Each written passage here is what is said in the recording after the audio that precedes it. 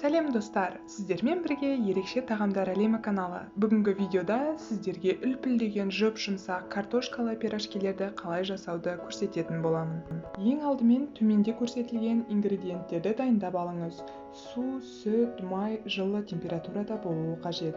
Ең алдымен аппараны дайындаймыз. Ол үшін бізге жылы су, сүт және шекер, дрожжды араластырып, 10 минутқа шапка шыққанша қақпағын жауып тыныштықта қоямыз.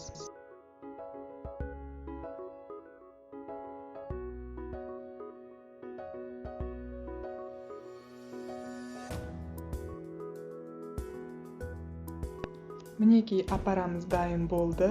Енді рет-ретімен келесі құрамдарын қосамыз. Тұзды қосамыз, ерітілген сары майды және сұйық майды қосып араластырамыз.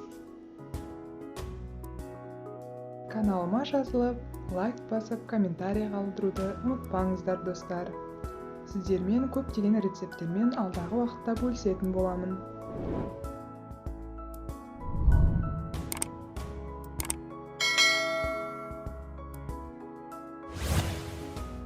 Ендігі кезек ұнға келді. Електен өткізілген ұнды бөліп қоспаға саламыз. Басында қасықпен, содан соң қолмен араластырып, қамырымызды дайындап аламыз. Мінекей қамырымыз осындай жұп-жұмсақ болуы керек. Осы қамырды қақпағын жауып, жарты немесе 1 сағатқа тыныштыққа қоямыз. Ол қамыр көтерілуі қажет. Ендігі кезде салмасын дайындаймыз. Бізге 3 картошка, 1 пияз қажет. Осылай 4-піштілеп тураймыз пиязды. Ал картошканы жұқа слайс ретінде турап аламыз.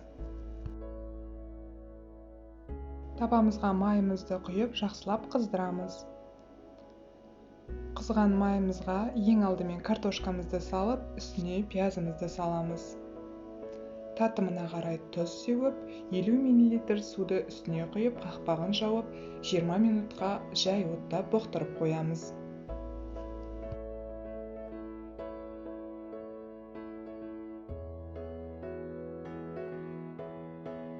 Мінекей 20 минут боқтырылған салмамыз дайын. Арнайы құралмен езгілеп дайындап аламыз. Оны бөлек тарелкаға салып, салқындатуға қоямыз. Мінекей қамырымыз өте жақсы көтерілген, жұп-жұмсақ. Осы дайын қамырды бөліктерге бөліп, тағы да 10 минутқа тыныштыққа қоямыз. Ол қамыр көтерілуі қажет. Содан кейін барып қана салмасын салып бастаймыз. Міне 10 минуттың ішінде көтерілді. Енді оны оқтаумен жайып, ортасына дайын суыған салмамызды салып, әдемілеп түйеміз.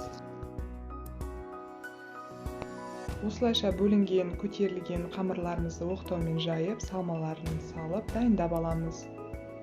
Осылайша сүлгінің үстіне қойып, бетін жауып, тағы да 10 минутқа тыныштыққа қоямыз. Егер пирожкилер көтерілген жұп-жұмсақ болу үшін олар тыныштықта тұруы қажет.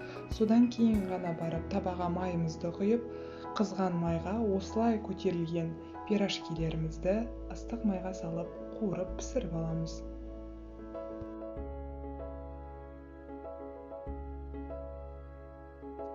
Қараңыздар, қандай қызарып пісіп жатыр, және көлемі де үлкен, үлпілдеп тұрғаны көрініп тұр.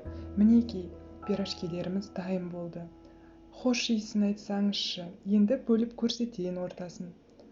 Қамыры жұп-жұмсақ, начинкасының өзі сондай дәмді болып шыққан. Баршамызға ас болсын.